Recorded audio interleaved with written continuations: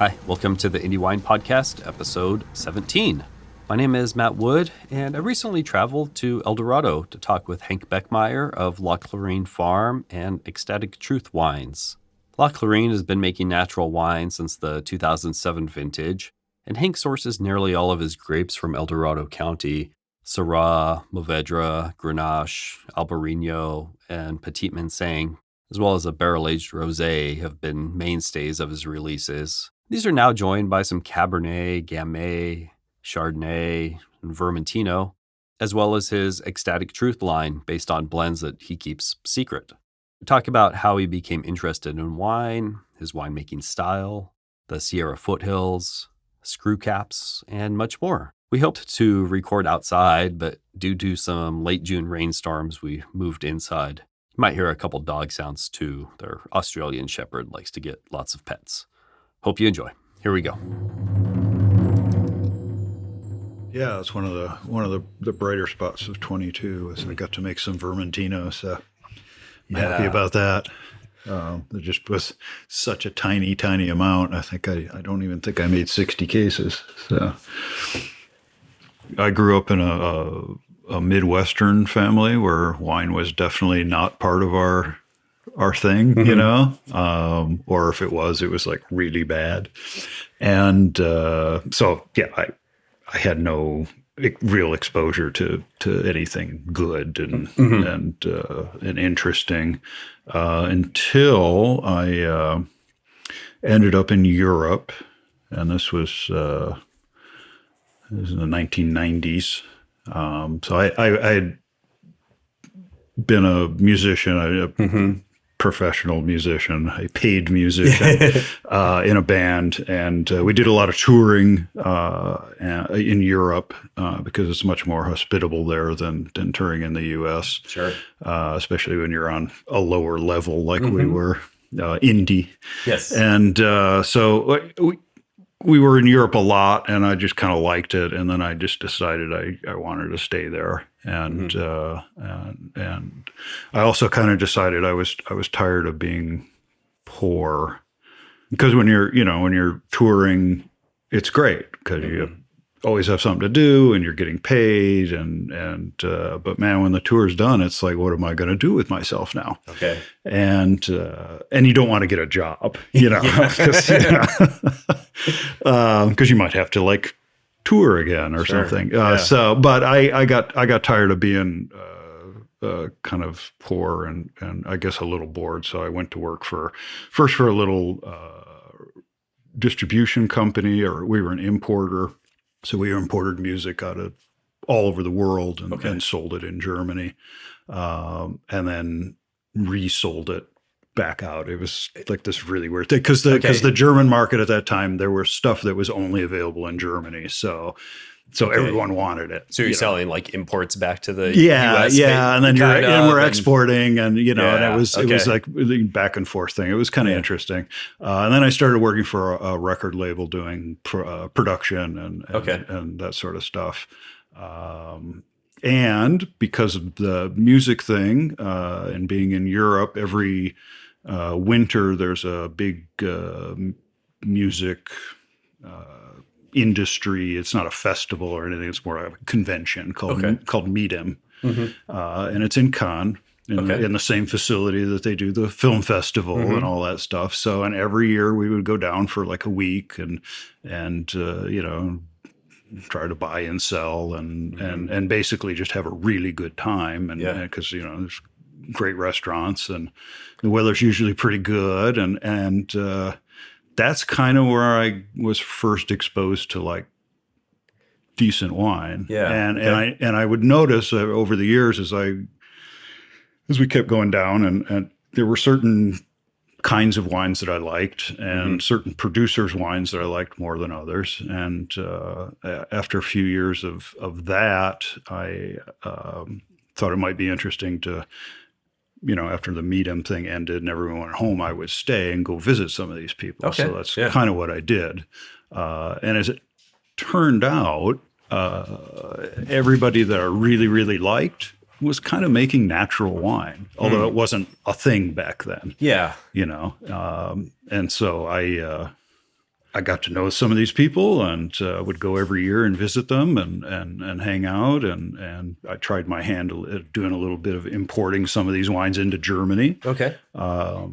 And which with not much success because the German market just wasn't ready for stuff like that, you know, and the Germans have a particular taste in wine and it's difficult to sell something that doesn't conform or something.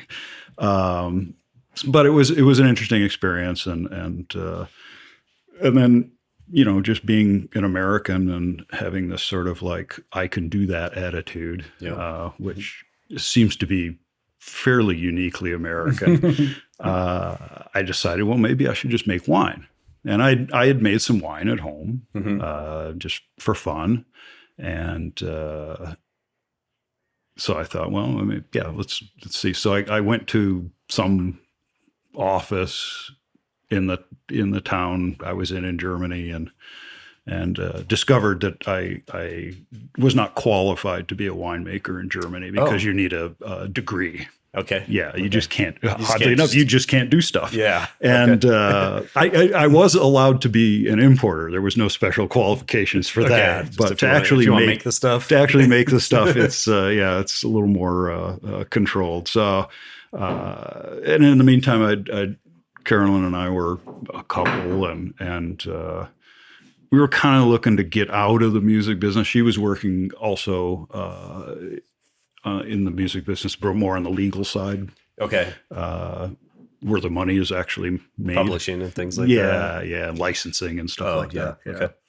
And but we were both kind of getting fed up with it, and we had gotten to a point where in order to further our careers, we would have to become maybe people we weren't wanting to be. Mm-hmm. Sure. And we were still young enough to like say, you know, screw it, let's just go do something else. So we did. And, you know, the choices for us, she's French. And so we could have gone to France, but she did not want to go to France. And so we ended up in California. Okay. And kind of came out and did a little exploratory trip and visited some people that I had contacted, you know, maybe get a harvest job or something. Yeah. And back then that was all like on letters or faxes. Sure. We kind of liked the foothills a lot. And, you know, it seemed to have a lot of possibilities. And it's still to this day, it's fairly inexpensive as far as California goes. Mm-hmm. So we ended up out here, and that's how I got into wine. Basically, was drinking. Yeah. What were some of the things that kind of drew you to El Dorado or the foothills in general? I'd contacted somebody out here, a guy named Bill Easton. Who's got a place called Terre Rouge, and I had never actually tasted his wines, but I had read about him and I thought this guy sounds interesting. Mm-hmm. And so I went and visited him and he offered me a job, you know, a harvest job. And I thought, great. And we kind of liked the area. And it's funny. I had one other offer. It was from Ridge. Okay. So I was like, well, I could go work for Ridge, but I would be living in Sonoma where I know we couldn't afford to buy our own place, or I go work for Bill Easton out in the foothills where we probably could eventually swing to buy our own thing. Yeah. And that was the main sway, was just what, you know, what we thought would be, you know, the best for us. Mm-hmm. And it's turned out pretty good. So, you know. So did that turn into more of a full-time gig at Easton? Or, so after that first harvest, which was in 1999, they were trying to figure out what to do with me. And at the time, Bill was planting some vineyards at his property and at a neighboring property that he was going to run. And so I kind of got involved with that. And then that led to me basically being the vineyard guy. Mm-hmm. And so, you know, I got to got to learn to drive tractor and all the stuff involved with that, and planted a lot of vines and did all that. Yeah. Yeah. So I can kind of give you a viticultural base. Yeah. Then, yeah. Which is the farming. I think it's pretty important, Mm-hmm. because a lot of people don't see that. So it's kind of good to know what goes into all the things that go into the harvest. Yeah, see that they're all yearly occur before. cycle of exactly. the vines Yeah. and everything. Yeah. So after working at Easton, is that when you started La Clarine? Well, then I went and I worked for another local winery because they were looking for an assistant winemaker. Okay. And I thought, well, it might be good to do more cellar work. Mm-hmm. And so I did that for a number of years. And then La Clarine Farm sort of started in the background with all that stuff. And it basically was kind of born out of a little bit of the frustration and the idea that, the winery I was working for was pretty commercial. Okay. And the wines were definitely made. And I got kind of more interested in how little you can get away with making wines. Yeah. Because at my day job, I was it was very proactive and very hands-on, and you've got, people working for you, and you have to do stuff every day because you've got people working for you. You've got to keep people busy. And a lot of that stuff, to my mind, was, is this really necessary? Do we have to rack these wines again? Do we have to add sulfur again? Basic questions. So La Clarine kind of came out of the idea where it gave me the chance to maybe find answers to questions like that. And the idea was to basically start at zero and get some grapes and then see how much you have to do, how involved do you really need to be? Yeah. And does the wine in fact make itself, as everyone loves to say?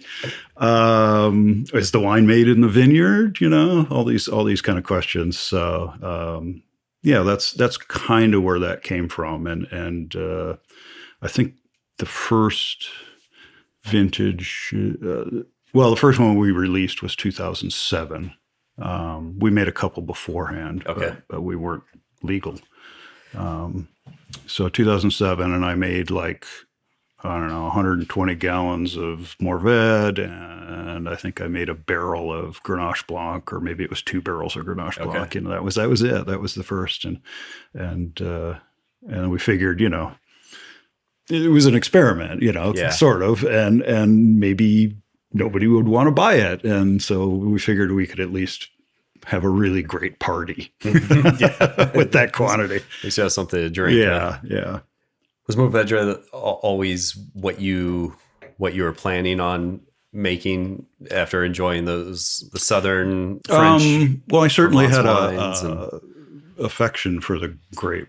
Yes. Although, so we moved onto this property in 2001, and we had 10 acres here. It's not that big, but there's a little bit of a space that we thought we could plant some vines. And I ended up planting 5 different red varieties because I thought, well, if I really want to know what this vineyard is going to say and what the terroir is and all that stuff, then not having any one variety dominate would help me do that. Okay. Right?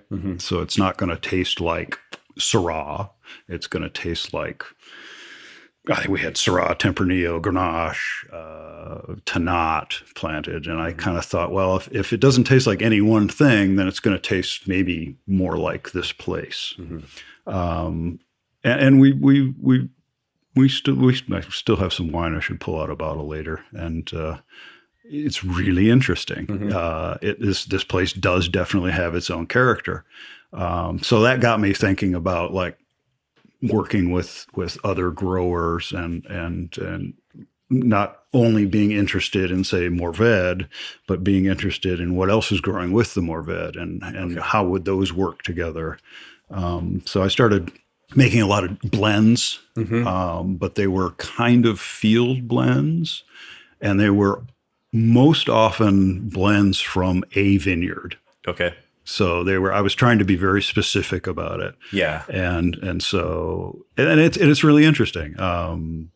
Some places definitely have a louder voice than other places. It's in those blends, were you co-fermenting everything for those blends? As much as possible, yes, but it's not based on ripeness. Right. It's not always possible to do that. Yeah. So we got messing around with that idea, place over grape. And then I also became super interested in vintage character, even though California is supposedly, got this rock steady climate and everything tastes the same. It's not really true. Every year is really different. And so you have all the, subtle differences in the growing season. And then since we're working only with ambient yeasts, every year that's different. And every year the ferments are different. And so I think that's also kind of one of the cool things about working the way that I do. Is like, we really have like vintage differences. Yeah, every year. And the climate up here is a little more marginal than, say, because of the altitude Napa and stuff. It's true. Yeah. How did you start to grow the winery after that first vintage or two? Super organically, as it were.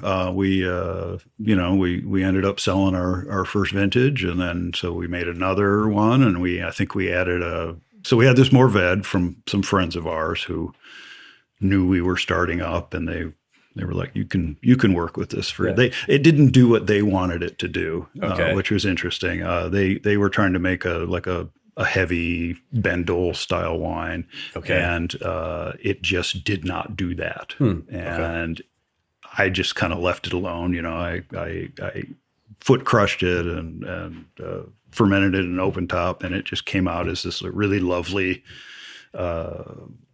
very fragrant kind of style of Mourvèdre. It was really, really very cool, not super tannic. And for me, it's like, well, this is perfect. This is, and they were happy that I was taking the grapes, and I was happy with what I was getting from it. And then the next year we started working with a Syrah grower that I actually had met when I worked for Bill Easton. And that was one of the when those grapes came into the winery, it was kind of like, man, this is really interesting. It's got a really interesting smell. And so I found out that, they were looking to sell some grapes, and I was like, great, we can work together. And every year we just sort of built on the previous year. Yeah. Is that the Sumuka vineyard? Okay. Yeah. So, that's a great Syrah. Yeah, it really is. It's really like super distinctive and it's really high altitude. It's 3,000 foot elevation vineyard, and it's kind of old volcanic soils. So it has this great aromatic profile. It's a really cool place. Yeah. What is it that you look for in a vineyard when you're kind of scoping one out? A lot of it is just a vibe maybe that you get.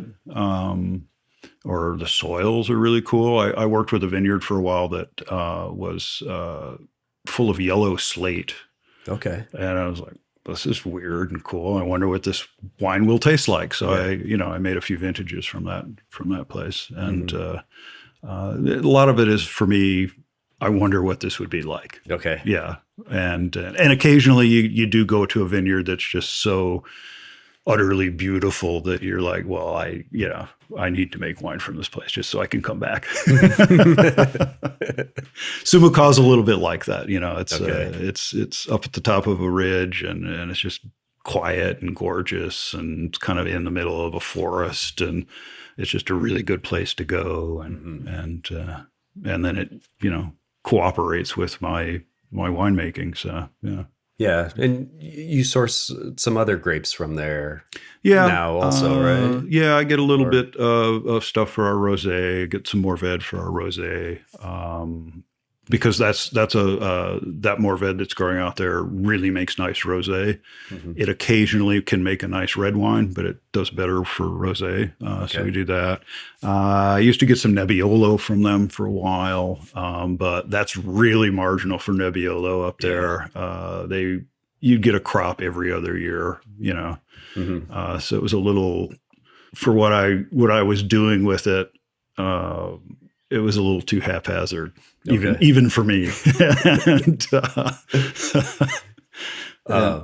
was that going into like the Piedi the Piedi Grande? Okay. Yeah. What was your thought process in creating that blend? Because it's an unusual, it is great pairing. It's kind of half Nebbiolo and Morved, and yeah. So that was actually the result of me playing a game with myself. I was reading a lot of books about John Cage, the avant-garde composer, and he very often used chance stuff, and so I kind of devised a list of everything I had in the cellar and how much I had of it, and then I basically just tossed coins and to determine what went into this blend and then how much. Okay. And I think the first one was, maybe like 60% Nebbiolo, and then there was a lot of Morved. And I actually think there was a little Viognier in the first one too, so. And then the second part of the game was that I was going to do this on paper, and then I wasn't going to do a test of it to see if it was any good. I was just going to put the blend together, and that was going to be the blend. I was just completely like going to trust the process. And as it turned out, it was really cool. And it's also something that you wouldn't sit down and go, yeah, I bet that would be good together, and as it turned out, it was. So I immediately decided never to do this again. Okay. Got lucky, I guess. And that's how, the Piedi Grande came around, just from like this weird thought experiment kind of thing, basically. So I guess that's the background for the John Cage quotes on a lot of the vintages. And then that's right. Then I put a different John Cage quote on every year, and the guy is a quote machine, man. So it was not hard. Could have done a few more vintages with of quotes. Yeah. I was actually thought about maybe doing another one at one point, just sort of resurrect it, but we'll see. I remember an old interview of yours where you called the winery kind of a art project with commercial leanings. Yeah. It's you still feel that way? Definitely. Yeah. Definitely. It's kind of interesting. It's being as small as we are, in a normal year we make like 2,400 cases. So we're pretty small, and it's really tough to look at that as some sort of like thing to build on and turn into this giant thing without radically changing what it is, and we kind of, Carol and I talked at one point about like, well, if we wanted to expand, we can't do it here. We don't have room. Our place is what it is, and there's no room to expand. So I would have to make wine somewhere else. And then how is that going to be? And is the wine going to be the same, or is it because I'm in another facility? What's that effect going to be? And is it going to just completely change what La Clarine Farm is, And so we never did it. It seemed like not the right thing to do. Yeah. So we're kind of stuck in this land of being very indie and it's, I make a living from it. But that's it. There's nothing beyond that. So in that sense, yes, it's more like an art project. Yeah. Yeah. Do you think, does it scratch kind of the same itch as playing music? Like, as do you think as you transitioned out of music, it was kind of like a new artistic endeavor to pursue a little bit? Yeah, definitely. I need to do something creative like that. And yeah, so it definitely satisfies that craving. It's different every year. I'm not trying to do the same thing every year. So in a sense, it's kind of like, if you're going to make a recording and then the next recording, are you just going to do the same thing again, or do you want to explore other horizons and that sort of thing? So it allows me to do that, and there are some pretty interesting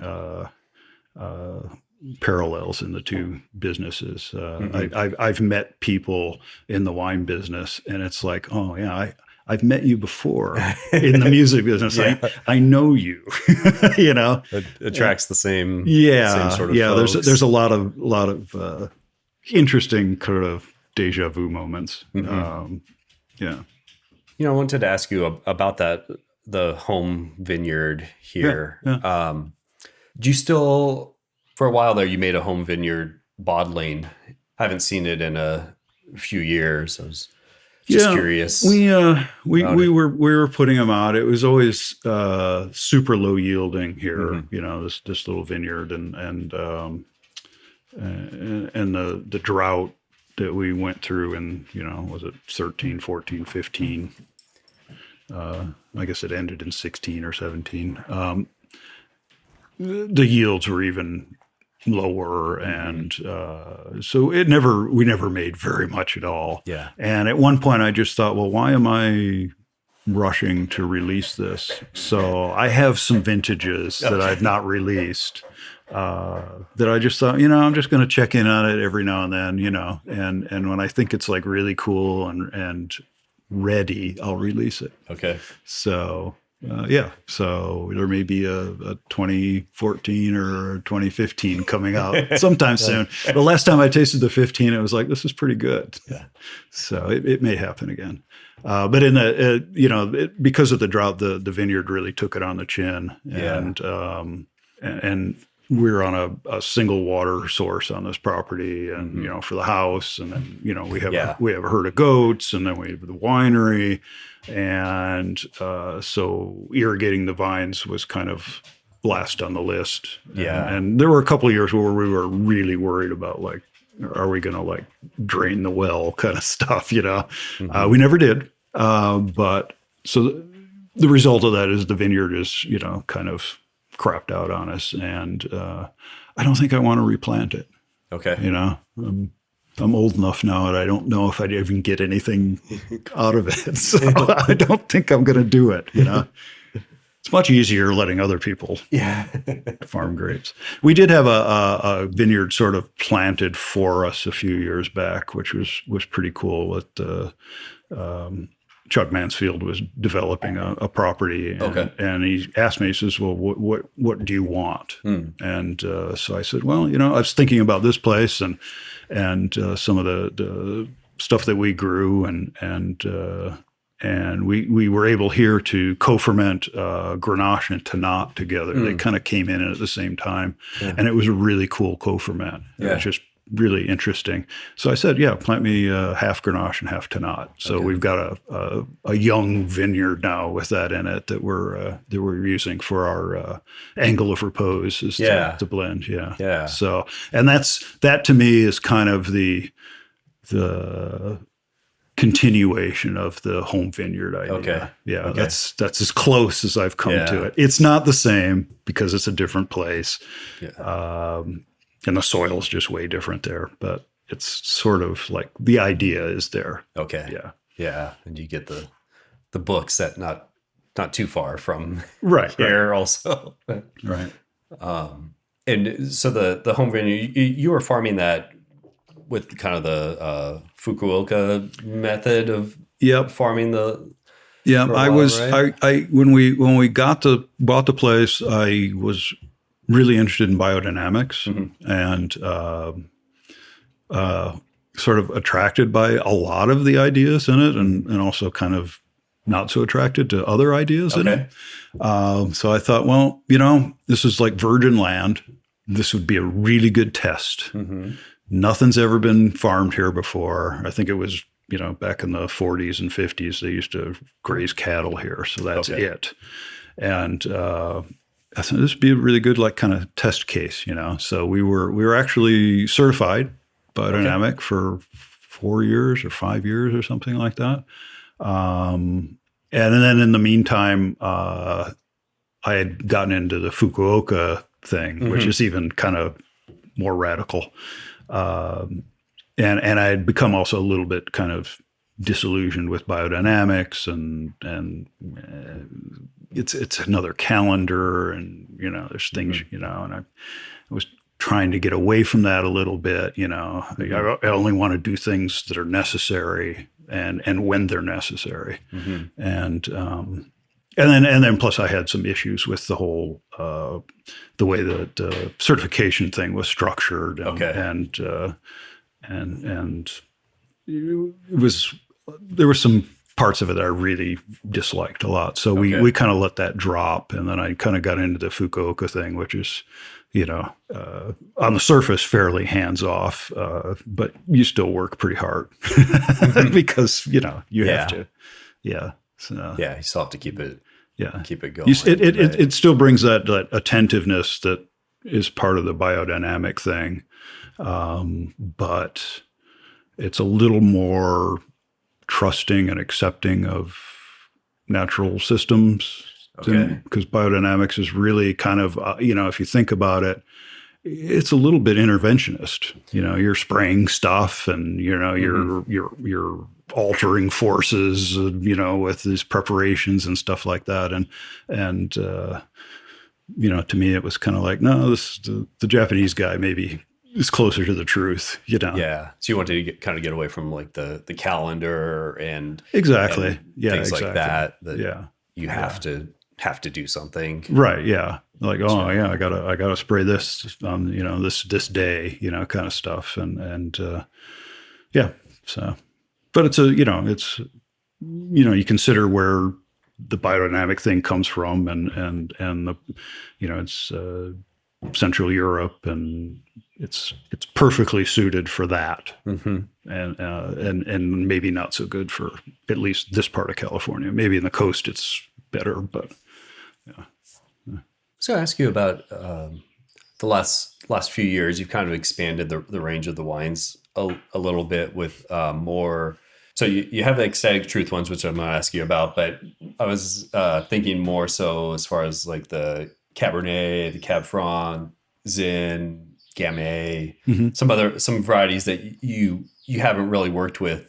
What's kind of the impetus for the expansion and trying new things? Some of it's curiosity. I had the chance to get some Gamay. I was never interested in it because a lot of people were like, after there's a couple vineyards up here that are well known for Gamay, and everybody wants them. Yeah. And I thought, I'm just going to stay out of it. I don't need to do it. And if I want Gamay, there's, I can buy one. Kind of the way I feel about sparkling wine. Okay. Also, I noticed that was a one vintage. Yeah, I made a sparkling wine. It worked out really nice, and then I thought I should never do this again because it's just so much work. So the Gamay thing, I got offered, and Chuck Mansfield was farming it, and he's like, I'd really like to see it go to somebody like you, and I'm like, well, I can't say no. So I made a Gamay, and it turned out pretty good, I thought. And then I wanted to do it the next year, but it was the Caldor fire, so we didn't even pick it. And then last year, it was all frosted out, and we got like a bin and a half out of 7-acre vineyard or something. It's like, so there is some Gamay, but it's just a tiny little bit of it. It was pretty, yeah. So the Gamay was kind of like, yeah, I like it. I like Gamay, and I guess if I have the chance to make it, I should say yes. With things like the Cab and the Zin and Chardonnay, that came about because I came up on my 20th harvest in California, and it originally started. It's like, man, I've done, this is number 20, and I've never made Chardonnay. And I thought as a California winemaker, I need to fix this. So I said, I'm going to make a Chardonnay. And I did. And I'm not a big Chardonnay person, but I thought we'll do it my way and see, And so we made it, and I would, check in on it. It was in a tank. I didn't even barrel age it. And I would taste it and, come in, and Carol was like, "Oh, how is it?" And I'm like, "It tastes like Chardonnay." And, and then, man, as it sort of, as time went by, it's like, this is pretty good, actually. I kind of do like it. And then I ended up, when I finally bottled it, I was like, it's really cool grape, actually. It just kind of gets messed with too much. So there was that. And then because I did Chardonnay that year, I thought, well, I should do Zin and Cab as, kind of the trio, the California trio, and so I made a little bit of each one of those years. Yeah. I think they've all turned out really nicely. Yeah, I just try to keep, those are, they're all three of those are grapes that kind of get abused. They're often too ripe and too much oak, and I thought, well, let's just kind of do a real simple, straightforward version and see what it's like. And and all three of them are they're lovely grapes, and they have a ton of character. And man, I just don't see why you need to do the oak thing and the over ripeness thing and all that, because they're just so much fun. At 12% Zinfandel is pretty delicious, So so anyway, that's why I did it.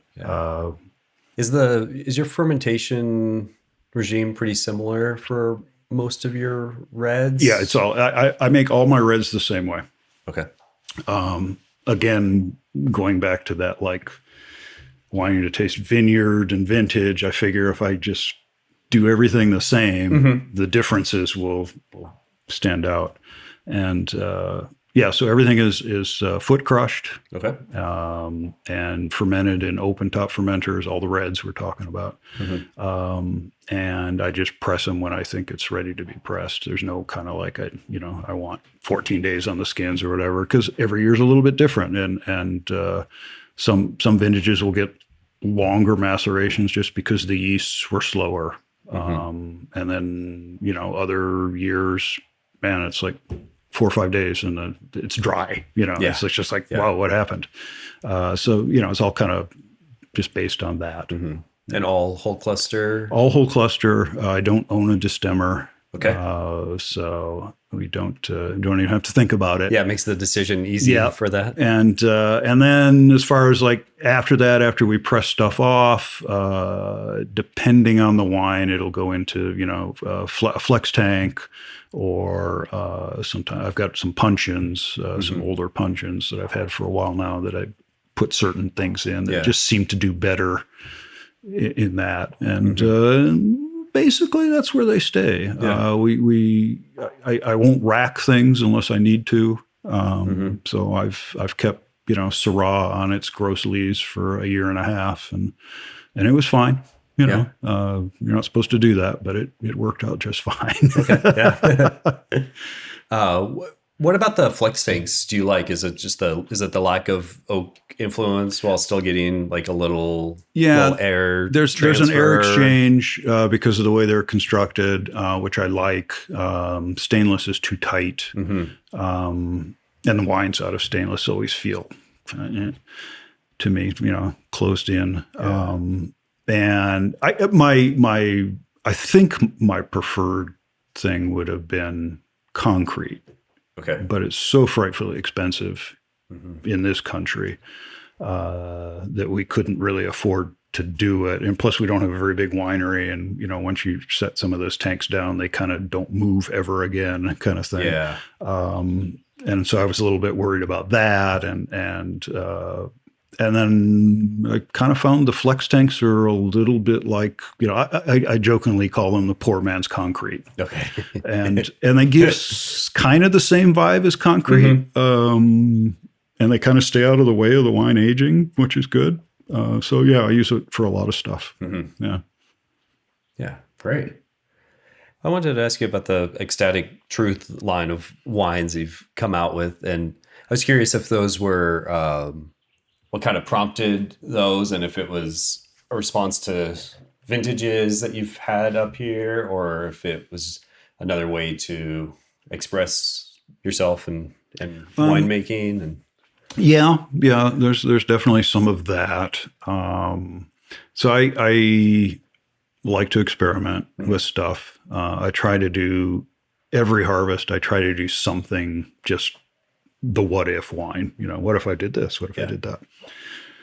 And sometimes those experiments have turned out pretty good, and you sort of like store that away. And I would release them, the good ones, and much to the consternation of my distribution partners, who are like, "Oh, another new wine." And it's like, "Yeah, I'm sorry, but it's really cool." And they go, "Yeah, it's really cool, but it makes it tough sometimes." And I get that. And so I thought, well, maybe some of these ideas should have their own home. Okay. And so I thought, well, I'll start a little sub-label, and I can put some of the better experimental things, which aren't really experiments anymore, and I can kind of put them in under a different umbrella, not mess up La Clarine Farm, and maybe give, something new to talk about. Yeah. So I kind of chose the Ecstatic Truth thing based on the Werner Herzog idea, and I encourage everybody to go online and read about it, because it's really great. But the idea that there's a kind of a Herzog calls it the truth of accountants, which is sort of like, it's based on numbers and whatever. And I guess the parallel to wine would be like, well, it's, this many percent cab and this many percent Syrah and this many percent that. And then that's how we can judge it, and the ecstatic truth part of it is like, there's a truth beyond that. That's kind of like it's not explainable. It just is, and it's, so I kind of latched onto that idea, and I thought, well, for some of these blends that I'm doing, they're kind of strange, and they're very counterintuitive, some of them, and they're super specific, for me anyway, because I really wanted to do like this thing for, this wine and this thing for that wine. But maybe I shouldn't tell anybody what's in them. Okay. And just encourage people to just enjoy the wine for what it is. That got some people upset. But it's not that far. It wasn't that long ago when we really didn't know what was in a lot of the wines that we drank. You knew what a Bordeaux was or a Burgundy was, but how many people really knew the grape makeup of Bordeaux or pick any wine, any great wine? You really didn't, and it's not on their labels. They don't. Yeah. It's because they're interested, and it's like, this is from Bordeaux, and I thought that's a nice way of drinking wine, is to just go, hey, this is from El Dorado County. Let's see what it's about, and kind of put the grapes aside, and also how I make them also is not really that important. It's important to me, but it's not really important to somebody drinking a glass of it. They may think it is, but it's not. We're humans need to latch on to stuff, and so I think that was a little confounding for people. And I had somebody call me up, and he's like, "Well, I don't know how I can buy a wine like this if I don't know what's in it." Oh. And I'm like, "Well, if I told you what's in it, how is that going to help?" And he says, "Well, then I could maybe figure out what food is going to go with it, or, this, that, and the other thing. And I said, well, if I told you that it was Cabernet, Chardonnay, and Petit Mansang, which it isn't, but I said, how is knowing those three things are in there, those three grapes, how is that going to help you figure out what you're going to have for dinner with it? Because you don't know what it tastes like. Yeah. You can't possibly know. Anyway, he wasn't happy with me. But that's kind of the idea behind it. It's like, yeah, just try it. And there are a group of wines that have sort of a very comfortable core to them. It's not like they're shocking or crazy or whatever. They're actually pretty tame as far as, there's no like crazy flavors or whatever. And there's something on all the wines there. You go like, yeah, I like a wine like this. And then what's in it isn't so important anymore. Are you planning on kind of keeping the same names and styles each year, or is that going to be the idea? Rotating? Yeah, that's the idea. Okay. Yeah. Because like for me, they are very specific blends, and they're also, with the exception of one, they're vineyard specific blends. Okay.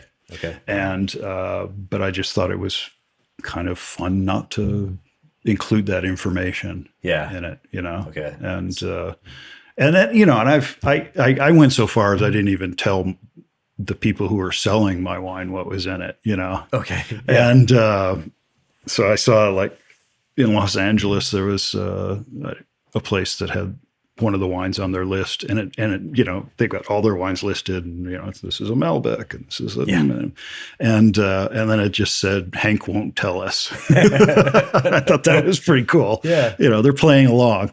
And if people want to think they're like some weird, strange field blend, that's cool. And if they want to try to figure out what's in it, I think that's cool too.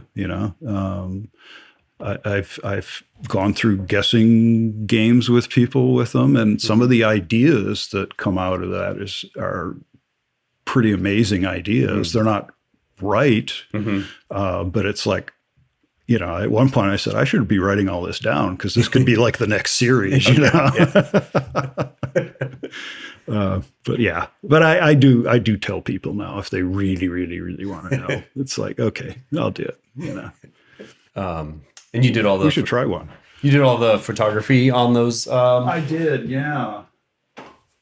So traveling around, I always take a camera with me, and I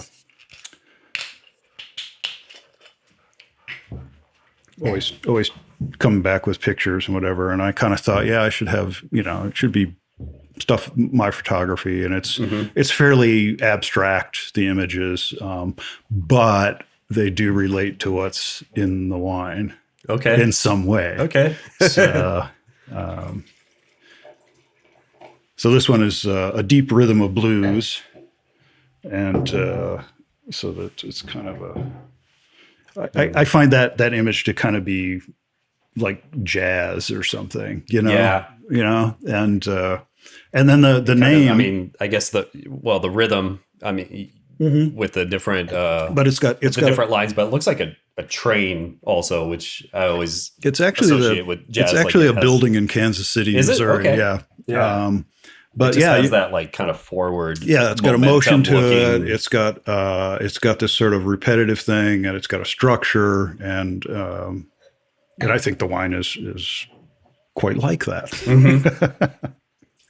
You kind of enjoy naming wines with jazz and music. Yeah, sure. Music names. I mean, I guess the only other one I can think of off the top of my head is the Funky Drummer. Wine.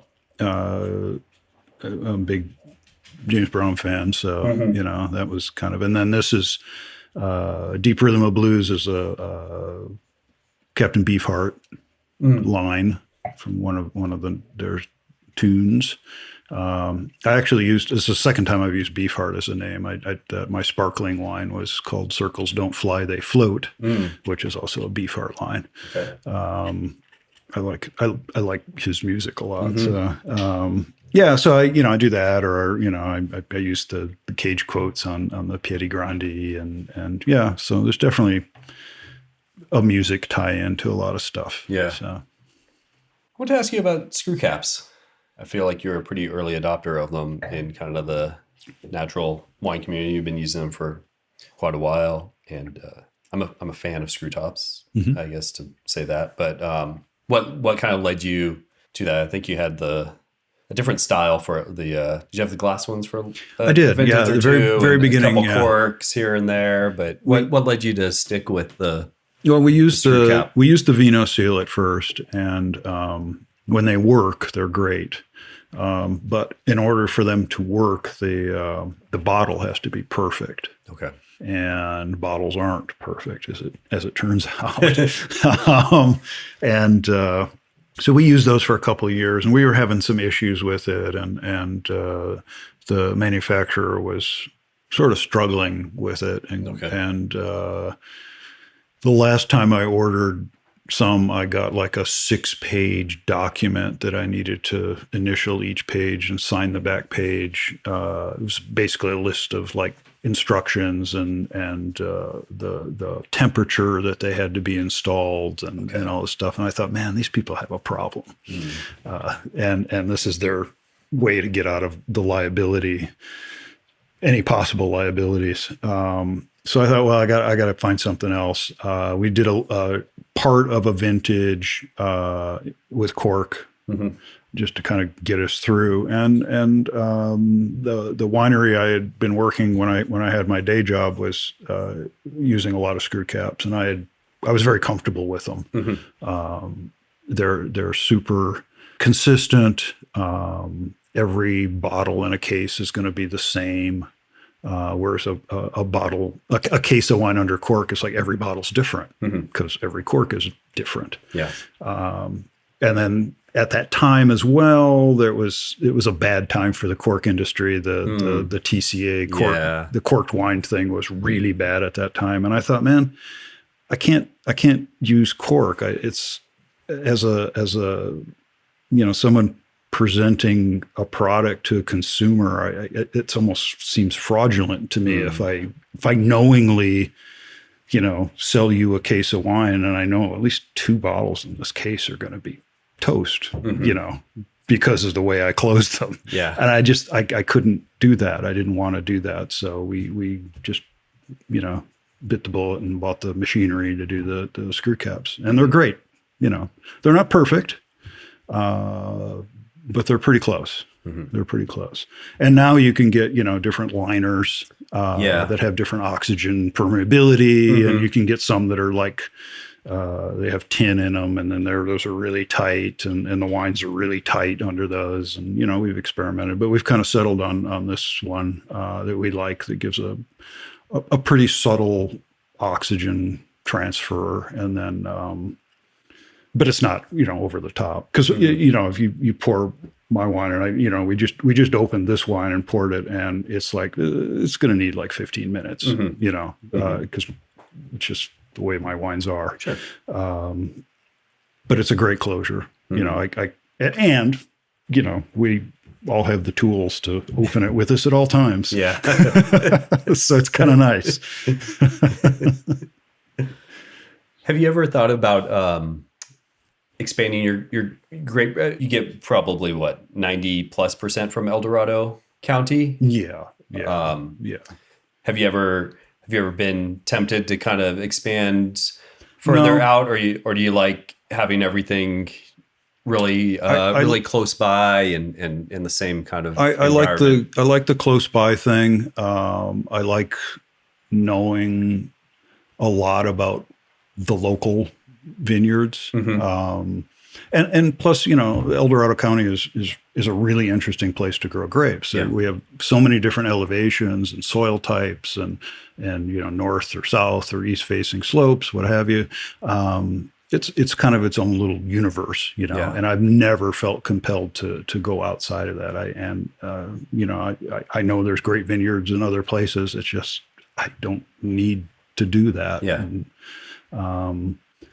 So for me, I just like to work local. The exception is I do buy a little bit of fruit from a vineyard down in Calaveras County on occasion. It's an Albarino from Matthew Rorick's vineyard down there. And that was really a case of, like we were talking about earlier, I went down to look at the vineyard and I was like, oh, I have to make wine from this vineyard. It's just so beautiful. So that's why I do it. Yeah. What was the idea behind kind of skin fermenting some of the Albarino and then going more direct with some of that it? That was an experiment. That was one of my, let's do this. Yeah. I think this would be a good grape to do that with. And I did one with some skin contact, and then I had a conversation at one point with Eric Texier. He's a French grower, and he and his son were doing skin ferment experiments with like Roussan and Marsanne and stuff like that. Okay. And he was telling me that it's like, you need to leave them on the skins a long time. A couple weeks doesn't cut it. Okay. And they were doing like 6 months, 10 months, and so I thought, well, that's kind of cool. And the way he explained it to me was that there's after a certain time on the skins, the wines are really like discordant. They're full of tannin and whatever, but then they kind of reach a point, and he thought it was around 2 to 3 months that things started to get more harmonious again, whatever, chemically is happening with the tannins or whatever. And then he's like, and then you just kind of wait until you get to where you want to be. And so we did that with some Albarino, and sure enough, it was exactly like he said. And we got to like 8 months. Okay. And for us, like, month 6, 7, and 8, it didn't really change. Okay. I didn't think. So I thought, well, okay, that's the window. And so we bottled that first one, and then we just kept making it, we haven't been able to make that wine in a few years, again, because of frosts and other issues. So hopefully it'll come back. Yeah. Yeah.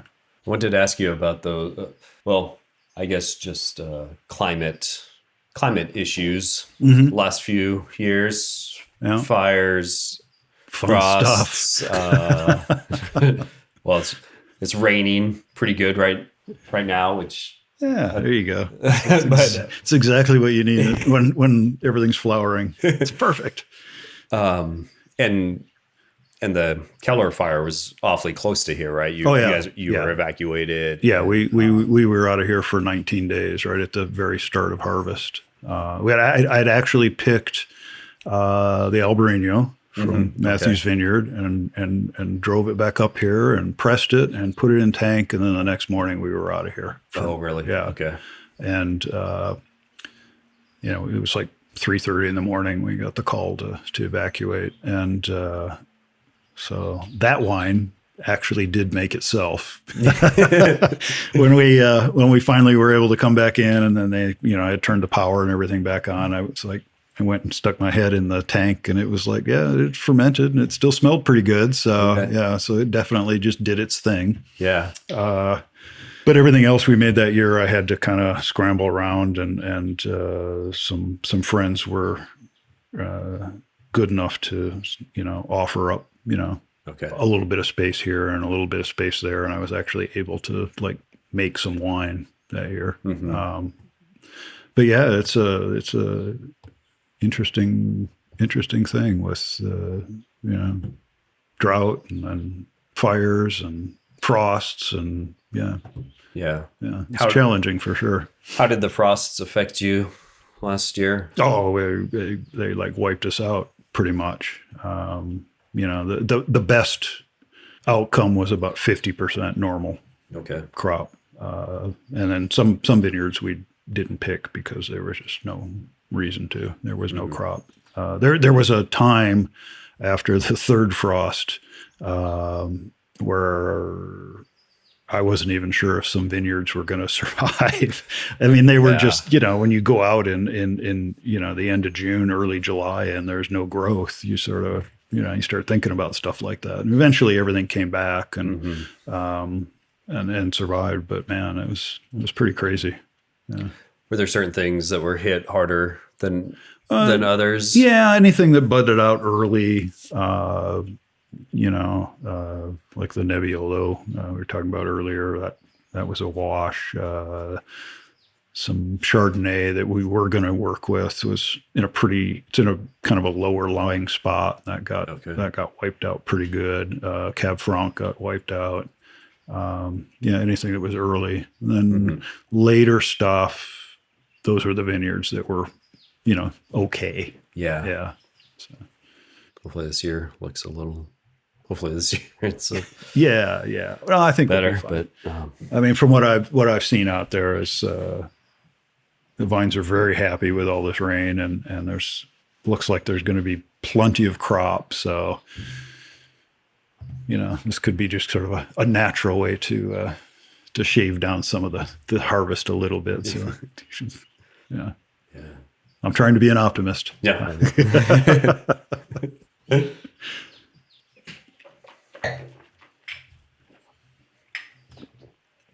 I'm not going to guess.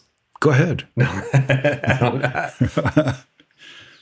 The Power Spot White, I felt like I could pick out maybe like relations with previous wines. But I don't know that my guess or that my thoughts about it were correct necessarily. This one, but I don't want to even hazard a guess on the. Yeah, I mean, we do kind of, for better or worse, we do sort of have a house style, and I think that's because of the yeast that we have here now. All these years, we've got a pretty good population in the cellar, and I think that that's part of what brings us that kind of set of flavors that people associate with La Clarine. Yeah. This one's a little bit different. But it's all grapes that I've used in other things. Yeah. So, it's nothing that was the other thing. It's like, I didn't want to do something completely new. It's actually, it's part of La Clarine Farm. Yeah. Yeah. Do you feel like your winemaking has changed over the years, even as you kind of treat most of the wines the same, whole cluster, and you feel like there's been evolution in your thinking? Sure. I think so. I kind of know what to expect more now, and that's not to say that I'm not surprised every year by something. Yeah. But I kind of have an idea about how things are going to go together, and it's usually pretty close to being right. We still kind of do things the same way, It's not like we don't really see any kind of need to change stuff up in any major way, because I think, again, it would change the wines a lot. Yeah. And I don't want to do that, so we'll just keep doing it the way that we do it, and hopefully things will turn out good. Yeah. That's the bottom line. I like to have my wines that are, I like to make wines that people can drink, that are, I don't really want to have to say to somebody, just put this away for 5 years. It'll be amazing. It's like, no, I think wine should be drinkable. And if they're amazing in 5 years, that's really cool too. That's the bonus for me. But I think wine should be approachable and affordable, because I think, it shouldn't be a luxury to have wine with your food. It should be easily achievable. Yeah. So anyway, that's my stand. You want to tell people where they can get your wines and follow what La Clarine is doing? We've got a website. Actually, Ecstatic Truth has a website now, ecstatictruthwines.com, and then laclarinefarm.com. And you can sign up for my every now and then newsletter that I send out, and mostly for new releases and the occasional rating of the wine library it's kind of fun to do every now and then. That's pretty much it. And all the local retailers should have it. Yeah. Darn it. You have anything planned for the future of La Clarine, or any new grapes that you have your eyes on, or anything? Well, we have, because of 22 being such a meager harvest, I decided that my experiment for the year was going to be to make a piquette. Okay. And so we did. And it's pretty good. Mm-hmm. You know, it's really weird. It's strange to me that this sort of wine, piquette, which is really manufactured, because you're basically taking grape skins that you've used to make quote unquote real wine, and then adding water and sugar and whatever to make it palatable, and then fermenting that and making this beverage called piquette. I just think it's so amazing that that's caught on in the natural wine world. There's like such a weird sort of disconnect there.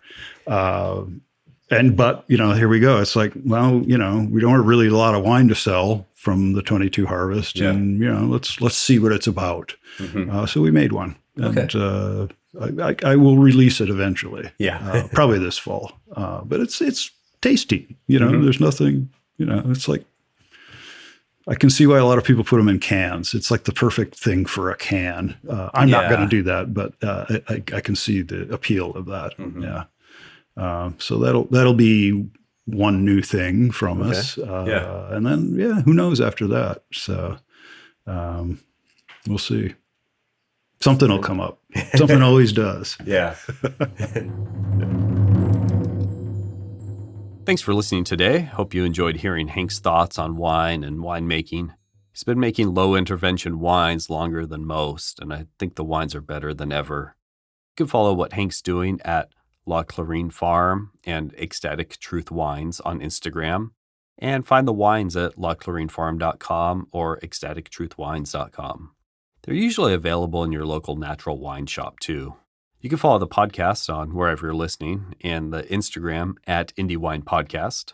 And feel free to email indiewinepodcast@gmail.com with comments, questions, or feedback. If you could tell your wine friends about the podcast too and help spread the word, I'd really appreciate it. Rating or subscribing helps too. There's also now a Patreon setup if you feel like supporting the podcast monetarily, to hopefully allow for more episodes, more travel, and to help defray other costs. The link is in the show notes. We'll be back soon with another episode. Have a good one.